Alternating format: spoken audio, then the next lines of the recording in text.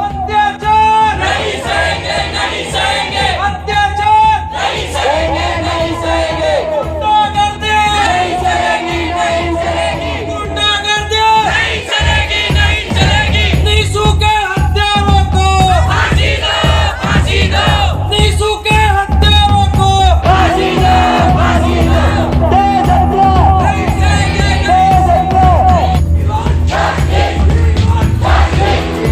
अब जो हो सकती है उसके लिए जरूर नोट कर लीजिए। जितने लोग यहाँ खड़े हैं उनमें कई लोग बहुत निकटस्थ होंगे पीड़िता के, मृतक के, और उनके साथ किसी तरह के उत्पीड़न की कोई चैटिंग हो, बातचीत हो, कोई रिकॉर्डिंग हो। कॉल रिकॉर्डिंग करने वाले बहुत सारे होते हैं, सारे मोबाइलों में रिकॉर्डिंग हो जाती है।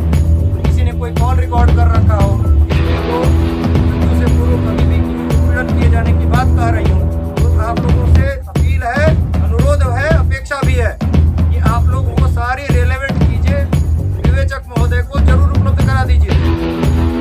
अभी तक आप लोगों के स्तर से किसी भी तरह का ऐसा कोई रेलेवेंट डिजिटल डॉक्यूमेंट या डिजिटल एविडेंस नहीं उपलब्ध कराया गया है। तो मैं आप सबको बता रहा हूँ, ये जानना आपका भी जरूरी है, क्योंकि न्यायालय में बचाव पक्ष के अधिवक्ता भी खड़े होंगे और वो पूछेंगे साक्ष्य, वो मांगेंगे साक्ष्य। वो साक्ष्य देना हमारी और आपकी सामूहिक जिम्मेदारी है। हम और आप अलग नहीं हैं। आप अलग मानते रहे तो माने, हमारी दृष्टि में तो अलग नहीं है। ये लड़ाई दोनों को संयुक्त रूप से लड़नी होती है। वादी पक्ष साक्ष्य उपलब्ध कराता है रेलेवेंट, और उन साक्ष्यों के आधार पर आगे हम पूरी बिल्डिंग खड़ी करते हैं। तो नींव के पत्थर आप हैं, आपके बीच से आएंगे उन पत्थर। मेरी ननद निशु की दहेज के लिए हत्या कर दी गई है। शिवरात्रि के दिन उसे उसकी सास ने, ससुर ने और जेठ ने और उसके पति ने उसको जहर देके मार डाला है। इसी शिकायत लेके कि हमें अभी तक इंसाफ नहीं मिला है। वे आरोपी जो हैं खुलेआम घूम रहे हैं और ये कह रहे हैं कि कोई भी हमारा कुछ नहीं बिगाड़ सकता।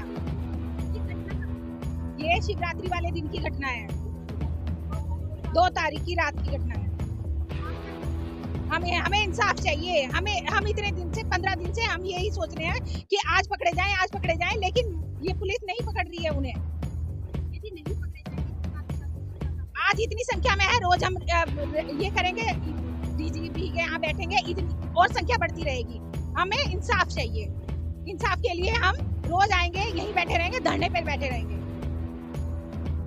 निशु सैनी बादरपुर की, उसको जहर देके उसके ससुराल पक्ष वालों ने हत्या की है उसके दहेज के चक्कर में। वो दहेज मांगते थे गिफ्ट के तौर पे, जिसकी डिमांड हम पूरी करते रहते थे गिफ्ट के तौर पे। हमें न्याय चाहिए और कुछ नहीं चाहिए। जैसे कि गिफ्ट, आप तुम्हारी बहन की, तेरी भाई भाभी के यहाँ पे बच्चा हुआ है तो हमें सोने की अंगूठी चाहिए, हमें ये चाहिए, हमें वो चाहिए, ऐसे गिफ्ट। अब गिफ्ट के तौर पे वो डिमांड मांग करते थे अपनी। अब बोल रहे थे कि अब तुम्हारे यहाँ कुछ फंक्शन होगा तो हमें गाड़ी चाहिए। लगातार ये कितने दिन से चल रहा था? ये अभी चल रहा था, 2-3 महीने से ज्यादा नहीं था। अब तक कितनी बार उनकी डिमांड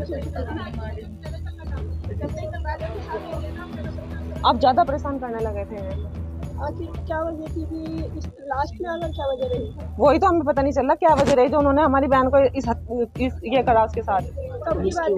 ये है 2 अगस्त की बात है। शिवरात्रि वाले दिन रात को फोन आया घर से उनके यहाँ से 1:30 बजे की, उसने कुछ खा लिया।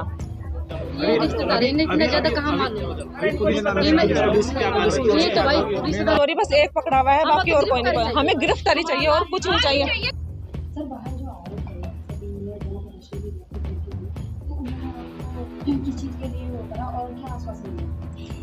उन लोगों से ये अपेक्षा की गई है कि वो पीड़िता के मृत्यु से पूर्व यदि किसी तरह के उसके ससुराली जनों के द्वारा उत्पीड़न किए जाने के संबंध में उनके पास कोई अगर रेलेवेंट डॉक्यूमेंट है, डिजिटल डॉक्यूमेंट है, या कोई किसी तरह की रिकॉर्डिंग है, कॉल रिकॉर्डिंग या वॉइस रिकॉर्डिंग, कुछ भी हो, वो उपलब्ध कराएं विवेचक को।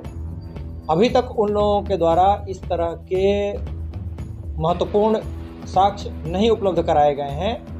तो ये अपेक्षा इसीलिए सभी से की गई पब्लिकली कि बिना महत्वपूर्ण साक्ष्यों के विवेचना में अग्रिम कार्रवाई किया जाना आसान नहीं होता, इसलिए उस उत्पीड़न को साबित करना आवश्यक होने है और इसीलिए उस दिन जब पीड़िता के मृत्यु से संघर्ष कर रही थी, इन लोगों के द्वारा बताया गया कि वो बोलने की स्थिति में थी, लेकिन यह भी बताया गया कि 5 घंटे तक 4-5 परिजन इनके पीड़िता के वहाँ मौजूद थे और वहाँ पर किसी भी तरह की उनके द्वारा वीडियो रिकॉर्डिंग ना तो उस समय की गई, ना ही पुलिस को किसी तरह की कोई सूचना दी गई।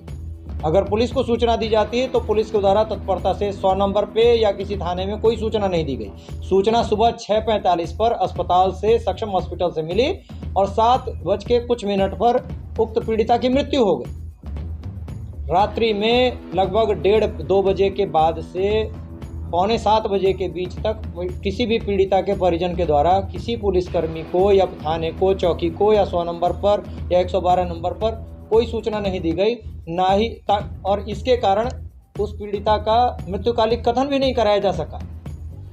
इवन अभी जानकारी इन्हीं लोगों के द्वारा दी गई है, पीड़िता के परिजनों के द्वारा, कि उनके द्वारा उस दौरान किसी तरह की कोई वीडियो रिकॉर्डिंग भी नहीं की गई कि पीड़िता जो बोल रही थी वो क्या रिकॉर्ड हो। अभी इस संबंध में इन लोगों से भी सहयोग की अपेक्षा व्यक्त की गई है और इन्हें आश्वस्त किया गया है कि विवेचक इनके द्वारा उपलब्ध करे गए सभी साक्ष्यों को विवेचना का अंग बनाएंगे और इनके सहयोग और पुलिस इनके साथ निरंतर सहयोग करेगी और आगे विवेचनात्मक कार्रवाई को आगे बढ़ाएगी।